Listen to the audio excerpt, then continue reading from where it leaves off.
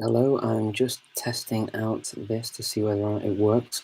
I tried to go online live on YouTube and on Facebook earlier, as promised, but there were some issues with YouTube. There have been changes since I last did a live stream, so I had to discontinue that and just do it on Facebook. But what I will do, now that it looks like this is working, because I can see people joining, I'm not in a great position really for the light. So light's a bit terrible. But hello, nice to see you, and thank you for joining anyway. And I just wanted to test it to make sure that next time I go for one of these live chats that I would be able to at least be able to make it work. I felt quite bad that it didn't work here, but if you didn't see anything of the live feed and you were here just on YouTube, I did put out a message, unsure how well it got out, but I did put out a message just to say that it did work on the Facebook page, which is Speaking Fluently on Facebook.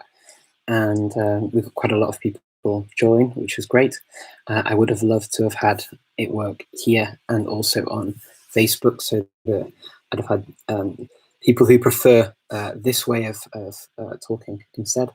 Hello, everyone. Wow, I didn't expect people to join, actually. It's very nice to see you. Cześć, jak się mamy? Yeah, so it's really, really nice to be able to be here. I'm going to move over actually to a different part of the room just so that I can. Otherwise, it's pretty bad. If I go over here, hopefully this will be a bit better. And okay, so this is kind of where I was, this position I was in before when I went live. And as so many of you have joined, it feels a bit rude to just disappear. So I will stick around for a second and say hello. Hej! Hvað segir þú gott frá Íslandi? Já, það er gaman að sjá þig hér. How's it going? Yeah, I'm doing well, thank you. Nice to see you all. Thank you all for coming. Wow, I didn't expect anybody to be around, to be honest. I thought, oh, I'll just play with the software and learn how to do this now on YouTube, so that at least for the next time it will work. This is a really nice surprise. Thank you so much for joining me. Hello from Switzerland. Wow, so many people from all over the world, and you're around now. Fantastic. I guess from Brazil. Hey, how's it going? Somebody, fantastic. I love it. I loved the on Facebook before when I was talking to people. It was really, really nice. We did just over an hour. And as I say, if you do want to see the full thing, have a look at that. If there are any questions that I maybe could answer there that didn't answer before. See ya. So you're in, oh wow, you're in Hungary. Magyarország. Okay, fantastic. Very nice to see you.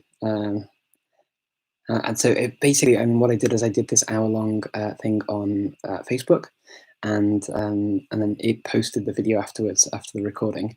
And here I just couldn't get it working. I spent like 9 minutes, and I thought, okay, it's not really fair on the people on Facebook to have to install software, and it actually did take me a lot longer than I imagined to get it working here. There must have been so many updates because I've not been on YouTube for so long, and so the back end of things has changed quite a lot. What I tend to do lately is just upload videos on the Polyglot Conference channel, and I don't think I've done anything live on YouTube for years. But I think the last thing I posted was like 6 months ago or more. It's a long time ago. Estoy encantado. Muchas gracias, ¿eh? Vaya, muchas gracias, ¿eh? Lo agradezco.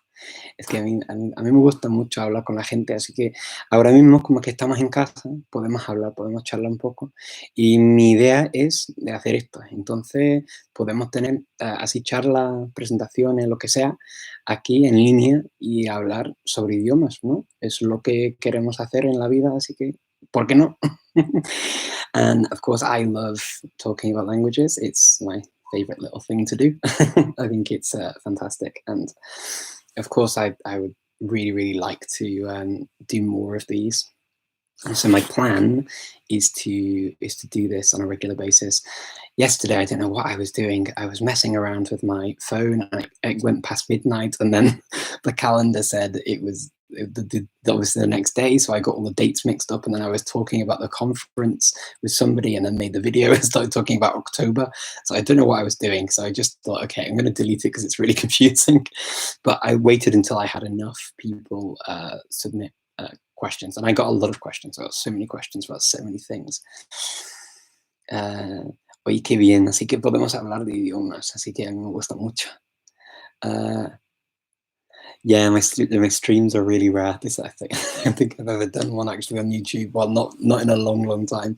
But I'm very happy to be on YouTube again, and I think my plan is to do more. I've been actually working a lot on learning how Instagram works better, so that I can use it. It was something I kind of played with in the beginning to understand the basics of it, and now what I'm doing is getting into YouTube, into Instagram. I'm going back to my Facebook page as well, and also building up on another things. Thank you very much. I really appreciate your kind words. Thank you. Um, it's yeah, it's so cool to just actually connect with people, and I think particularly with what's going on at the moment, I started working on the language event, which is an event that we have like the Polyglot Conference, but sort of a smaller version. And the idea is that we get together, we talk about languages, we break bread, we enjoy each other's company, we listen to presentations, we celebrate the local languages and cultures as well, like the conference in that way, but just on a smaller scale.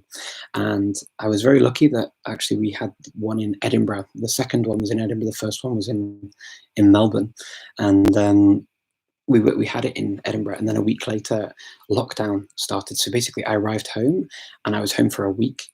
The school closed. My daughter couldn't go to school anymore, and it all went online, and it just all came grinding to a halt.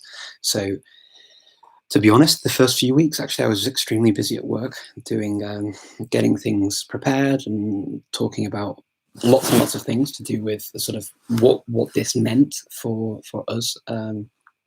In a working context, and then also seeing things have sort of settled down a lot more now. So my ideas and thoughts have turned to, okay, now that I don't get to go out and meet with people, I'm just at home with my family, which is obviously lovely, and I'm lucky to be in that position where I have my family around me. What I do miss is getting to go out and use my languages with people in the streets, with people in the city, traveling around to close neighboring countries and that kind of thing. I do quite like to travel. I do like to use my languages in that way. And I'm seeing more things now, so me gustaría mucho hablando en alemán o español. Podemos hablar lo que te dé la gana, la verdad, que para mí que me gustan mucho los idiomas, así que si quieres hablarme en español, alemán, lo que sea, está bien. Hola, admirables. Thank you very much. Wow. So basically, when this all started with COVID-19, I had to make the unfortunate decision that we had to cancel the next two events, which, well, actually just we're saying postpone because we'll do them again next year, hopefully. And one of them was going to be in Melbourne again for the third one, and we were going to do one in Auckland in New Zealand. And for that, I've been learning Maori lately, which I love. I love Maori. Not very good at it yet, but I'm getting better. It's taking time. I'm writing all the time. I'm studying. I meet twice a week with my teacher, and we do some Maori together, which is really cool. Et français aussi, oui, bien sûr, il n'y a pas de problème. En fait, je parle français avec ma fille, donc ça fait vraiment, pour moi, j'ai dit avant, c'est presque comme une deuxième langue maternelle, donc ouais, je l'ai appris quand j'étais assez jeune, donc c'est pas vraiment comme une langue étrangère, comme les autres, par exemple, comme Maori, par exemple. Ça, c'est plus difficile pour moi. C'est ¿Qué recomiendas leer en alemán? Pues en alemán depende lo que estás haciendo. Es que la verdad para mí, yo veo la tele, es que tengo la tele en alemán aquí, también en línea. Es que no tengo mucho tiempo para leer cosas como en plan libros, ¿no? Historia, cuentos, cosas así. Pero así que a mí me gusta, si te gusta, por ejemplo, leer algo de ciencia, algo así, pues lo mejor es encontrar revistas en línea o ver cosas en YouTube, por ejemplo, hay un montón de cosas. Si, por ejemplo, yo estaba mirando cosas sobre México, pero en alemán, y también en español, claro, porque para mí es interesante estudiar y saber más sobre México, porque como que vamos a tener la conferencia ahí, es que quería hacer esto. Y eso sí que para mí sí es muy importante tener contenido interesante, porque sin contenido interesante sí que no tiene nada que ver con nada. Si está escuchando lo que se, no sé, una tontería, es que lo puedes hacer para aprender el idioma al inicio, pero después de un rato es que quieres algo más, no sé, como sustancia, ¿no? Así que, um, so hello from South Korea. Wow, there's people from all over the world here. This is amazing. I love it. What do I think about Asimil? I've got loads of Asimil stuff. So the other week, I posted actually a picture of all of my Asimil books on my Instagram channel and also on my Facebook page, and it really was popular. It was really popular, which surprised me a lot. I mean, I really like Asimil. I like the company. I like the people that work there because I know them personally now after working on the conference. You know, since this kind of the first video that I released on YouTube, things have really changed in my life in terms of what happens with languages and my interaction with these.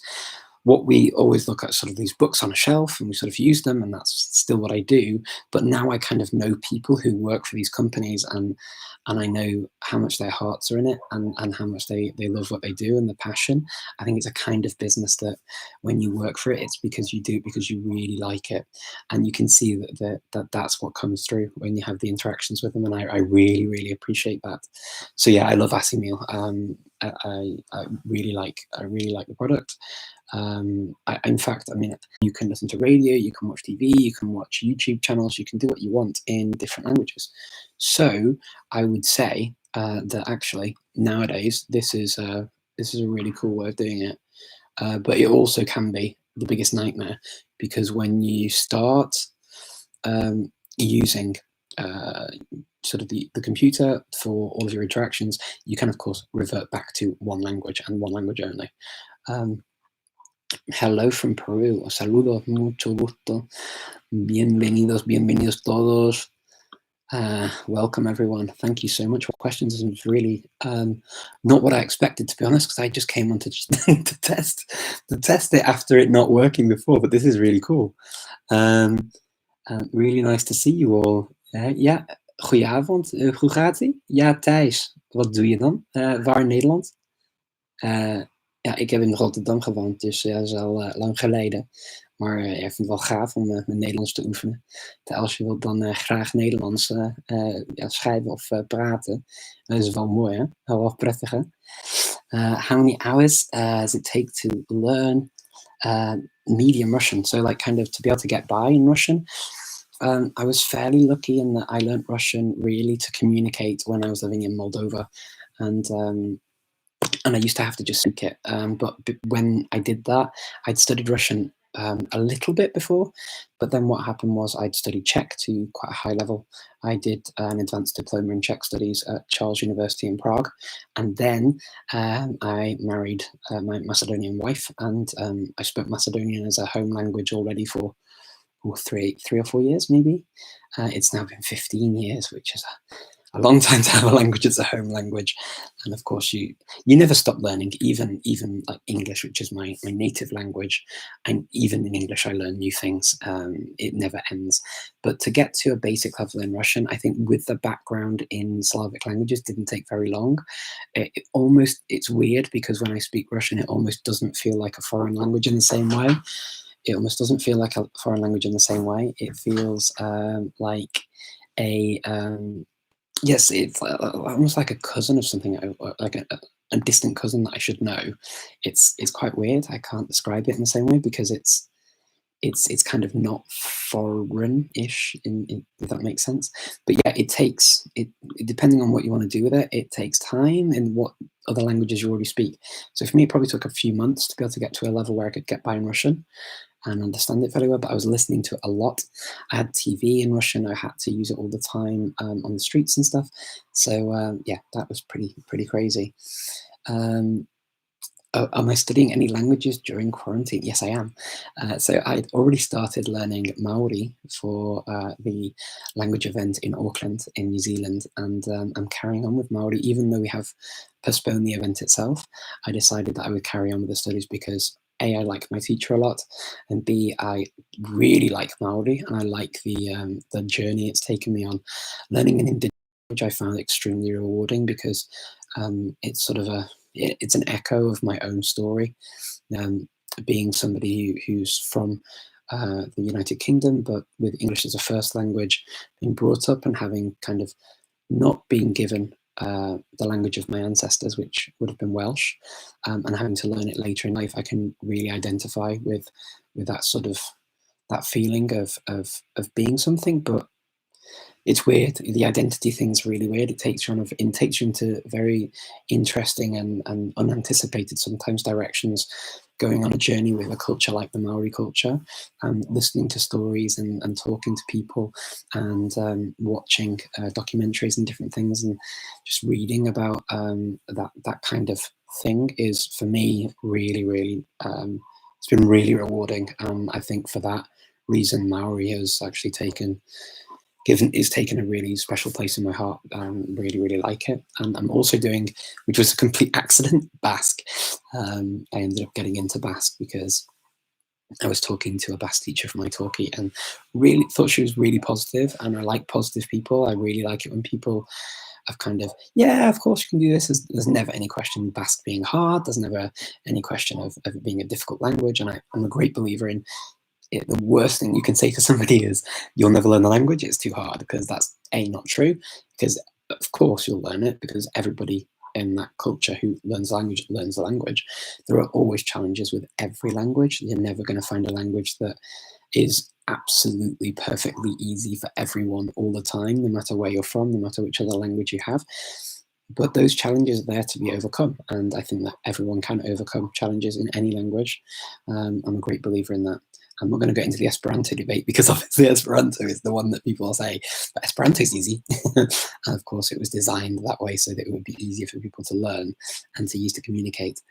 But yeah, are you doing any languages as well, actually? Anybody else doing any languages at the moment in quarantine? Do you think maybe in future learn to sing about sign languages? Yeah, so sign languages, interesting you say that, because I studied British Sign Language for a year when I was living in the UK. This is a long time ago now, but I never get to use it. And I bought a course for American Sign Language because I started meeting more and more people who could sign, but they used ASL. But I've never started it. I didn't start it. But just before quarantine, unfortunately, I got a place on a Macedonian Sign Language course, and I started it, and then it had to be cancelled because of what's happened here in lockdown. So I started learning Macedonian Sign Language, which is it's quite different, especially the spelling. I love some of the letters because we have the j. The j letter is like this in Western language. The sh is like this. And you've got the p, which is this. So you can see it looks like the letter, right? It looks like the letter, which is really cool.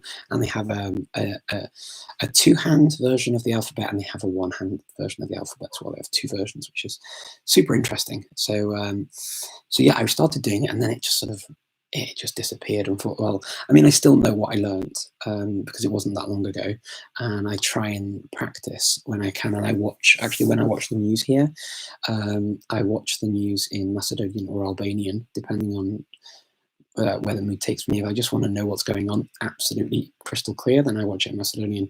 If I want to practice my Albanian, then I'll watch it in Albanian, and I'll miss maybe a little bit of the content. But the sign language is actually the same in the whole country. Whether they're speaking Albanian or Macedonian, it doesn't make any difference. So hello from Kansas.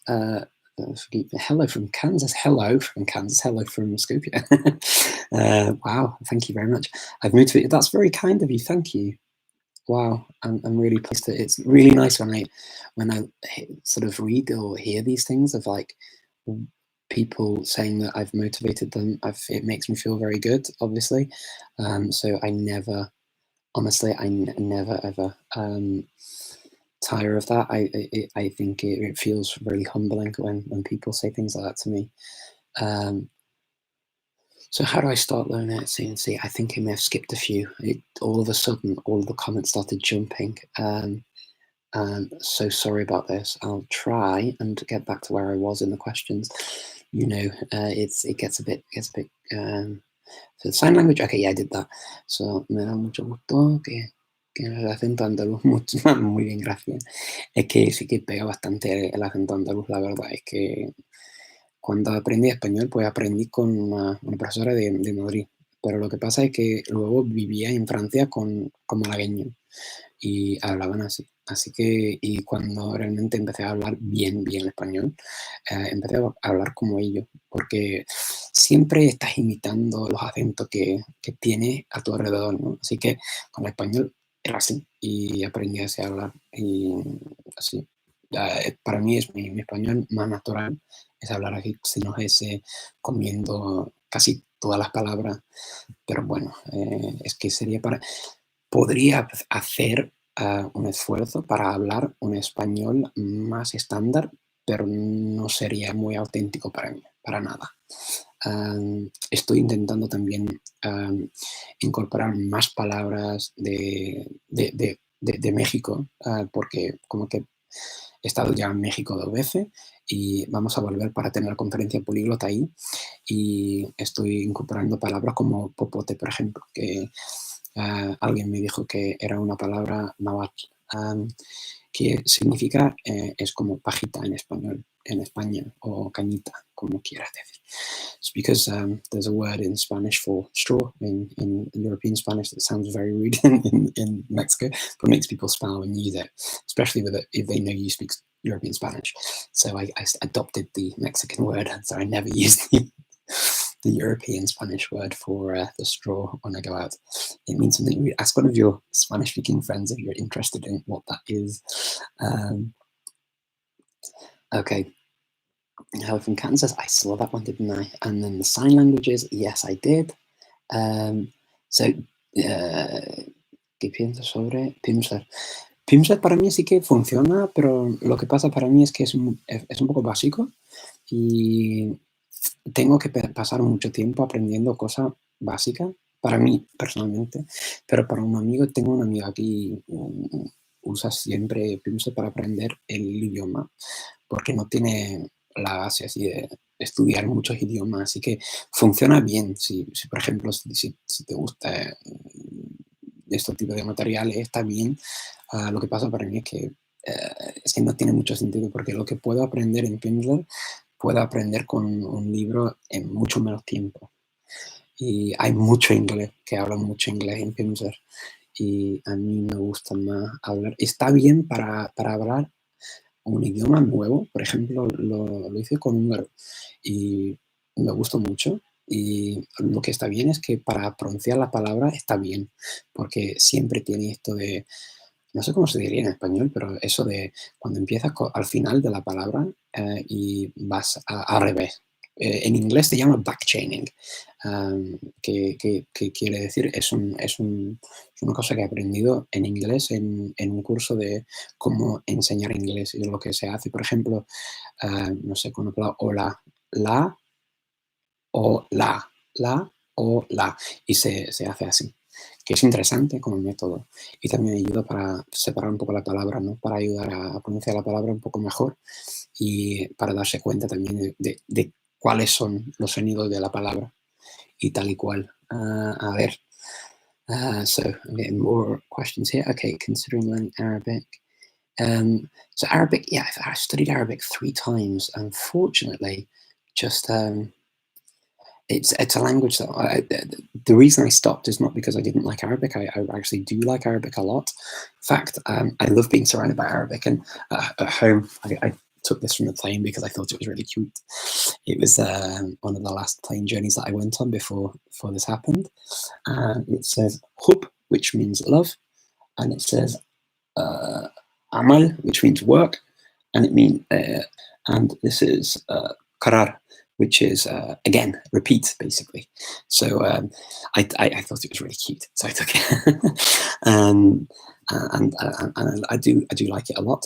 Just unfortunately, when I started learning Arabic, it was for a job that I was going to do in Lebanon, and then the job was cancelled because a conflict broke out between neighbouring countries, and I couldn't go. And then the second time I was supposed to go, and I was supposed to study at the University of Damascus in Syria, and it was cancelled because basically when I applied to go, I had to leave the Netherlands. I'd finished my contract.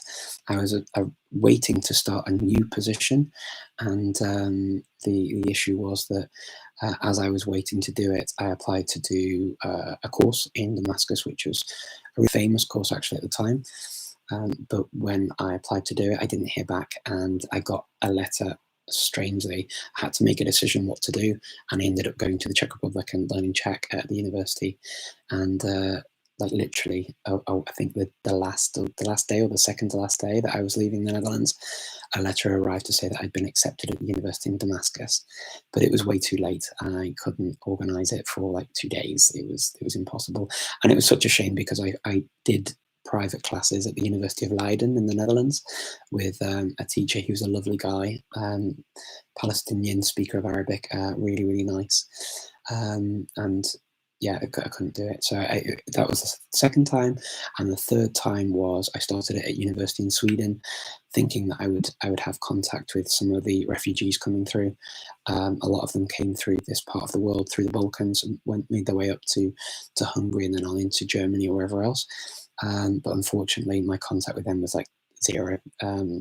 I saw people. There were severe restrictions on how you could interact with people as well, making the way through. So it was very, very difficult, and so it didn't happen.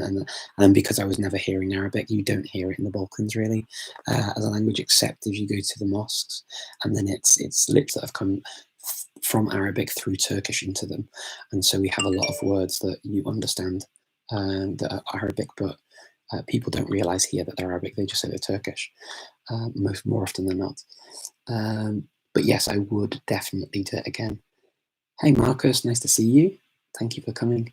Mándame saludos, Richard. Soy tu fan de México. Hola, ¿qué tal? ¿Estás bien, Carlos? ¿Dónde estás? ¿Dónde estás en México? Okay, so I missed one there. Sorry about that. So the conference. So basically the conference, the Polyglot Conference in Mexico, at the moment we just don't know what's happening. Things are changing all the time in the world, and I think we just have to wait and see. So I did a live feed actually about this, a live video about this on Sunday. It's on the Polyglot Conference Facebook page if you want to go and have a look. And what I said was, in summary, that we would need to just wait until June at least to see where we are. I don't see anything changing until then. I don't see that we're going to have a clearer idea until then. But the idea is that the conference will happen in a form or other, and we'll do our best to make it happen and make it a success. Whether it's delayed, whether it happens in a slightly different scale, whether it's a slightly different type of conference, whether we can look at online type versions as well, we'll have a look. Our friends at the Polyglot Gathering are doing this. Works. Let's see. Can you hear me at all? Let me see. See if you can still hear me. Oops. Okay, I think I'm back. Okay, it said I had a connection issue.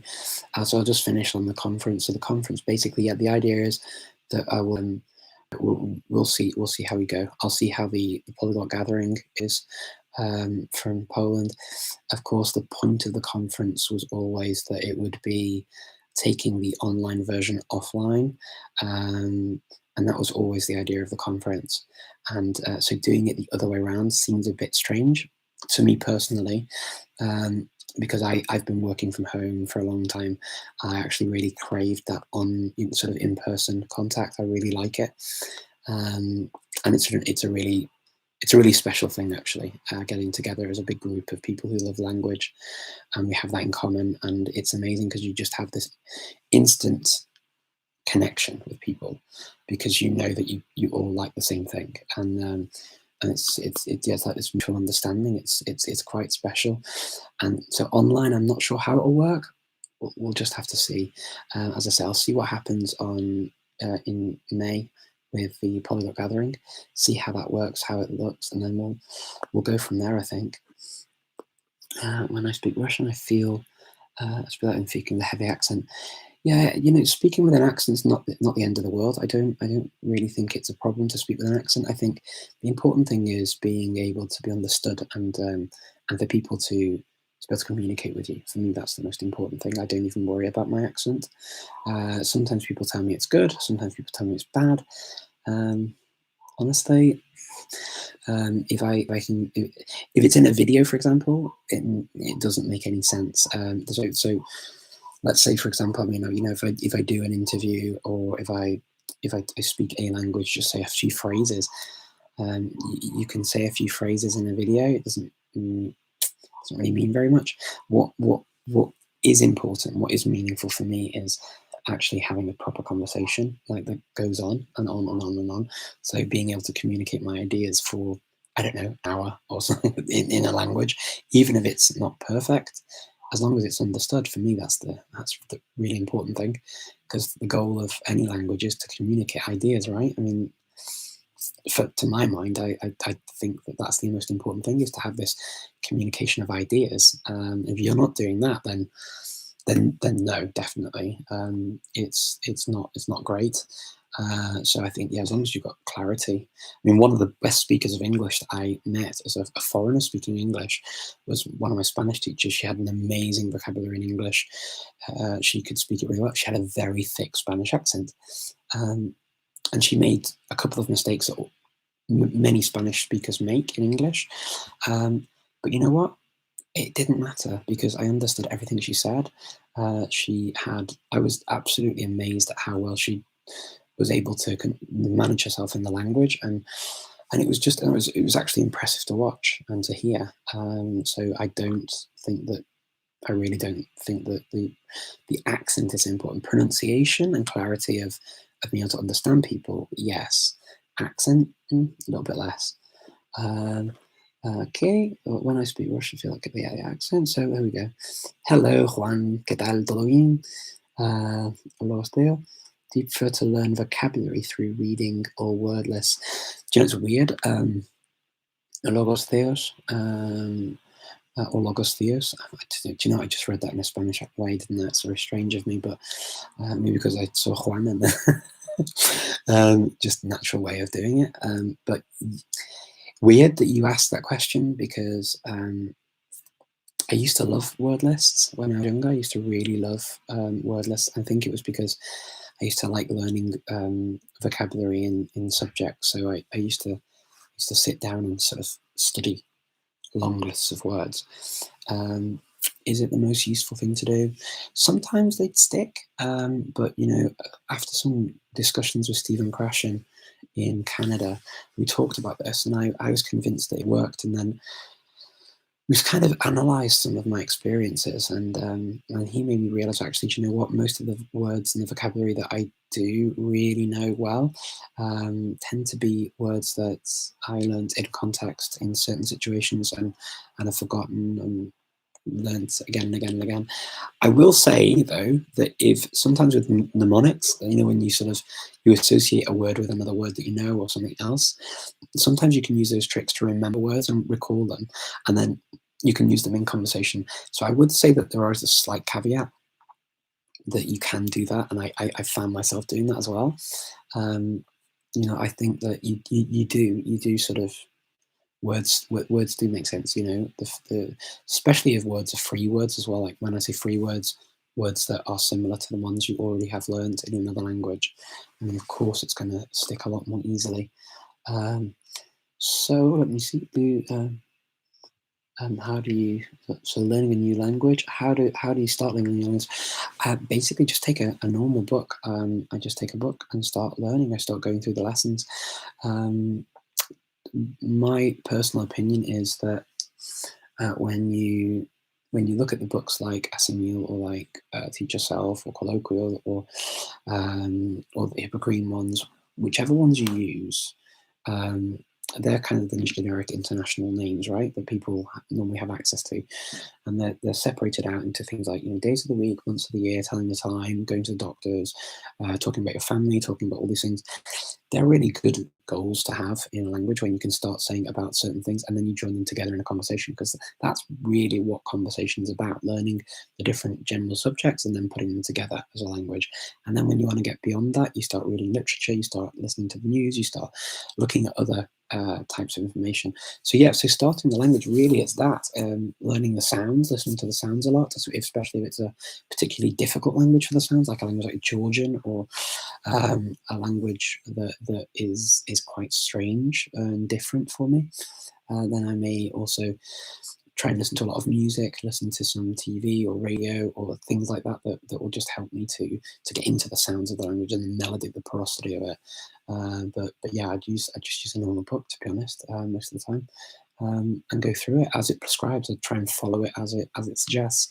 What I do find is that a lot of people ignore the instructions of the book and they don't read the beginning, or they skip the pronunciation, they skip certain aspects of it and say, "Oh, it's too easy," and they just rush through the beginning. And in the end, what happens is they have huge gaps in their knowledge, and that's not the best thing to do. So I would say, definitely, it's always good to not get too ahead of yourself with the learning process. It does take time, even for me. And people sometimes say to me, "You must learn languages really quickly." It still takes time. It really does. There's no real shortcut that you can do it in like a week or something. Um, so where do I think the next Polyglot Conference will be? Well, the next one is going to be in Mexico. After that, you'd have to come and find out, or wait until after Mexico to find out. I don't let people know that until the end. One of my favourite things about the Polyglot Conference is actually to have this big reveal at the end, and I like the kind of theatrics of it also. I would not want to ruin that for everybody. And then people get into it. It's really cool. So people come to the conference and they really get into the whole excitement. And I like to tease them and tell them the wrong place. It's a lot of fun. I love it. It's kind of one of my big things that I love. Is the kind of the surprise at the end, to see people's reactions, because I like an authentic reaction. So even if it's bad, I actually quite like an authentic reaction. Okay, so the next question. So 3 months since you posted. Yeah, it's been like 9 months. Yeah, it's been a long time. I think the last one was probably from Mexico, wasn't it? When I was there, I posted something. Yeah, the videos don't seem to do so well. So I thought people had kind of almost forgotten about me on YouTube, to be honest. And then I started getting lots of messages when I started doing more things on Instagram and Facebook. And so I saw that actually there was an interest in talking to me and seeing what I was doing, and so it made me want to sort of have these live chats and also make some more videos. So I will post more often now. I think that also being in this environment, it just made sense for me to start that process now. But yes, I'm glad to be back. Have you ever thought you were going to dabble in a language and ended up sticking with it for many years? Good question. I'm not sure really if there are languages that I never really that were not on my list of languages to learn, like Macedonian. I mean, I never imagined I'd learn Macedonian, and now it's been my home language for 15 years. So it's a bit weird when you sort of start a language and you don't know where it's going to go. You know what I mean? It's an odd thing, an odd feeling. So yeah, I suppose in that sense, yes. I didn't realise that I would end up living in certain places. I didn't realise that I would end up. I didn't realise I'd end up going to the Czech Republic and spending a year of my life at university studying Czech studies. I didn't realize that would happen. There are a lot of things I didn't realize that would happen, but happened, and I was glad they happened. They were kind of backup plans or potential plans. I like to have lots and lots of plans. So I have a plan, and then I have other plans that if that doesn't work out, then that will happen, or that will happen, or that will. So basically, I never get disappointed. I'm always happy with whatever happens, and that's kind of how I have my life pretty much. And I tend to I don't like being disappointed. I like to make sure that I feel that I can be very happy with any outcome. Um, so yeah, we just need a universal translator. I don't. Yeah, that'd be imagine having a universal translator. They always said that would happen, right? But honestly, at the moment, the algorithms aren't that great. The different language combinations aren't that great. Don't see it happening possibly in my lifetime. Я надеюсь, что потом как-то я научу твоих языке дать. Это может быть. Возможно для меня. Я могу писать, что будет и по-английски, а потом можем и работать перевод и тоже и по-русски, и по других языках. Я бы хотел делать. Для меня это и поэтому я здесь сейчас. Я думаю, что, ну, говорить свободно и говорить с людьми, это очень важно. И тоже и говорить о мне, как я изучаю языки и так далее. Также, да. Потому что нет, я не подумал, что это будет интересно для людей. Но я думаю сейчас, потому что, ну, ам, пишут очень часто, как я изучаю языки. И может быть интересно, да. Для меня, потому что нет. Ам, окей. Polyglot, okay. Nice to see you. Thank you for your kind words. So, do you recommend Duolingo? Okay, Duolingo. It gets people into learning languages.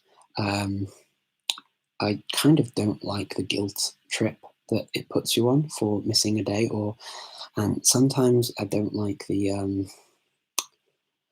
I get it; it's gamification, right? So it's a good way to keep people doing something every day. I played with it the other day. I was just playing with it with Indonesian, and this seems a bit mean, but because I kept getting these notifications, I deliberately skipped the day because I wanted to make the owl upset, which is a bit mean. But yeah, I think it also because I don't know how they judge when you miss a day.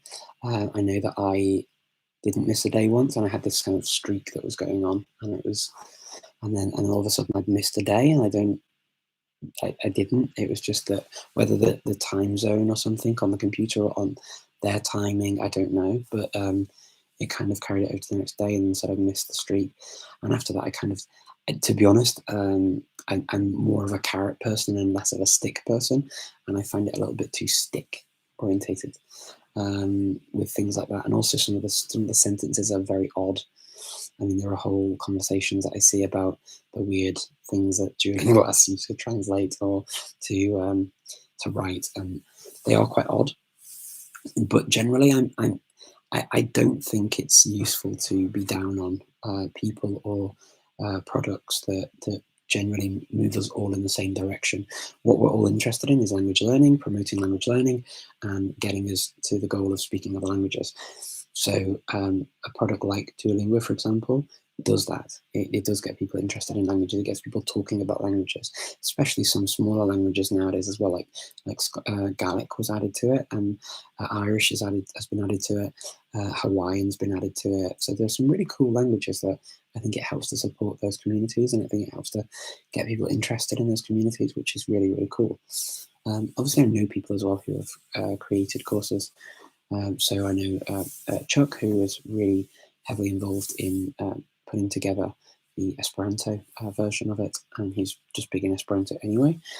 Chuck Smith, and he's a great guy. And so when you know people who've worked on it, it's kind of difficult to say, no, it's terrible, or it's this, or it's that, and say something negative when actually I do think it's a positive thing generally. Um, it's not something I would use as my single thing to learn a language, is what I'd say. I think that's probably, but then there's probably nothing I would use as my single thing to learn a language anyway. I kind of like to mix things up a bit. Voor de altijd. Oké, Nederland horen. Oké, ja, geweldig. Ja, en Duits, ja. Uh, in Amsterdam. Ja, geweldig, Thijs. Ja, in Amsterdam. Ik ben zo lang niet meer in Nederland geweest. Ik wil zo graag weer terug. Want ja, voor mij is Nederlands een echt bijzondere taal. Want ja, ik heb zo lang, 2 jaar lang in Rotterdam gewoond. En, dus voor mij is Nederlands echt ja, een van de talen die ik echt goed kan beheersen. En ik vind het, ja, voor mij is het een belangrijke deel van mijn leven. Ja, gewoon zo. Ja, dan ja, graag weer terug in Nederland voor mij. Oké, even kijken. Wat hebben we nog hier? Dan I'm studying English, Spanish and German. I don't have any partner. I need to speak these languages. Practice. Keep coming. Yeah, so if you're looking for partners, there are loads and loads of Facebook groups to where people interact. There are quite a few of them actually, and they're quite active. And they're always looking, especially for some of the bigger languages, they're looking for people to practice with. I find italki really useful to use my languages. My time, unfortunately, during the day is quite limited because I have work, I have a family, I have my own language study. So I tend to just actually find tutors to help practice my languages. But yeah, it's a lot of fun. In fact, I've got a language lesson starting in 10 minutes. So so I better wrap this up. It was a really nice accident to actually have another chat with more people here on YouTube. Let me see. Yeah, the Quechua is on Duolingo as well, isn't it? Is it Quechua that's on Duolingo? No, they've got what language do they have? They have one of the native languages actually of South America on Duolingo, but it's only through Spanish that you can do it. Imparare un po' di latino. Perché no? Perché no? Interessante anche questo. Io non l'ho fatto mai, ma mi piace. Mi piace l'idea, quindi non l'ho fatto. Io lo capisco abbastanza perché potresti parlare italiano, spagnolo e tutte le altre lingue latino, quindi non è così difficile per me. Però insomma non l'ho mai fatto così a scuola, per esempio, no. So you're studying English, native German speakers, and yeah, okay, so I'm having a bit of a technical nightmare here. So yeah, I'd say look on Facebook for some groups. There's some great groups where you can practice your languages for sure. So job related to language, I'll come back to that maybe on another discussion, the job, because it feels like we're going in a different direction. It'll take me a long time. I have to wrap things up so that I can be on time for my lesson.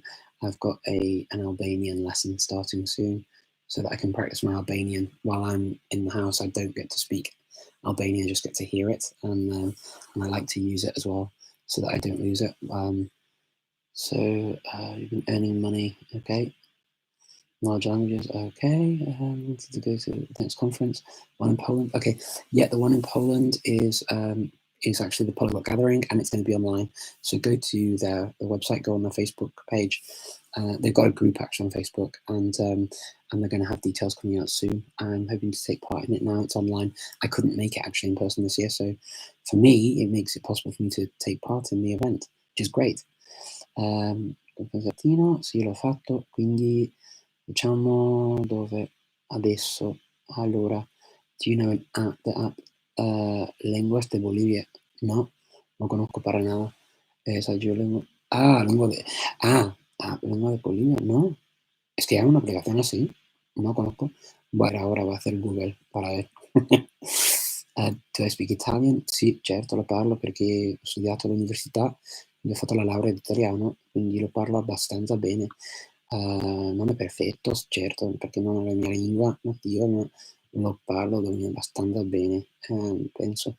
Lo uso anche per lavoro, quindi sul livello professionale non ci sono problemi, assolutamente no. Would you like to learn Latin? Yes, I would one day. I studied a little bit, but not very much. I understand it quite well because of the other languages. I'd love to learn something like Quechua. I've got a Quechua book actually on my shelf. I bought it in London a few months ago. Which language do you express complex ideas best? Um, well, I'd say my home languages are the best. So my home languages are English, Macedonian, French, Spanish, German, and then probably I'd add on to that Dutch. Probably my best, and then. But I mean, as I say, I did a degree in Italian as well. I did study Portuguese at university. My Italian, I think, is absolutely fine. Um, but I mean, a number of languages I can express complex ideas and understand things and learn. Um, but they would be my best ones for sure because they're the ones I use all the time. In which language do you think you can express? Okay, thank you very much, Rasmus. That's very kind. Are you the same Rasmus that was on the other chat? I think you were, weren't you? It was nice to see you. Thank you for making it here as well. I follow you. You're funny. You're funny. Thank you very much for joining in the beginning. Thank you, Rocky. Thank you very much. I'm glad that you found it useful and inspiring to learn languages. That's really nice. Londra'dan merhaba. Nasılsın? İyi misin? Ben burada Üsküp'ten. Merhaba. What's the smallest population language you studied? I'd probably say, so I studied Ladino, which is the Judeo-Spanish language, and I'd say that's probably got the fewest number of speakers. But probably right now it's going to be, yeah, it's probably that still. And then Maori is pretty small population, I guess. That speak Maori, like speak it properly. I think there's quite a few people. Yeah, okay. Kartvoli. Okay, Kartvoli Ena. Okay, is a difficult language. Especially complexity. Yeah. So yeah, I did study some Georgian and did it as well for the Polyglot Conference in Fukuoka last year. Didn't speak it very well, but I can get by. So when I was in Fukuoka, I could get by around the restaurants and things like that in Japanese. I could talk about basic things, who I am, what I'm doing, and those kinds of things. But it's not a language I get to hear in the Balkans, so difficult to keep up, unfortunately. That's one for the next phase in my life. I think after my daughter goes to university, I think I'll go back to languages like that, like Chinese and stuff, to sort of see if I can improve. Let me see. I want to see if I get through some more of these questions, and then I'll have to sign off, unfortunately. So Hindi script is difficult. Yeah, the Devanagari script is really beautiful as well. I'd love to learn it properly. I started learning it and then didn't really get very far. Do you think that you'd understand animals' languages? That'd be cool, wouldn't it? I can make animal noises, but that's as far as it goes. Okay, and thank you very much. Stay safe too. I hope you all stay safe. Okay, and really, really nice that you all made it. And I will unfortunately have to disappear because I've got 5 minutes before my next question. Peggy, I see that you've written a few times. I'm so sorry that I didn't get to you, but I would love to. I'd love to come back and speak again. And as I say, this wasn't actually a planned live talk, but it's turned into an hour of nice conversation with all of you, and I really appreciate your time. Thank you so much for joining me in this impromptu version. If you want to see the one that happened at 5 and you want to listen to what I had to say then, listen to the questions, feel free to join on the Facebook page. And follow me on Instagram and Twitter, and feel free to interact with me. I'm always very happy to interact. It's always a pleasure. And I wish you all the very, very best wherever you are in the world. And I will do another one of these next week. Now that I've got it working, I can be here next week so we can talk again. Looking forward to seeing you again soon. Take care, everyone. Bye-bye. Thank you for being with me, and stay safe.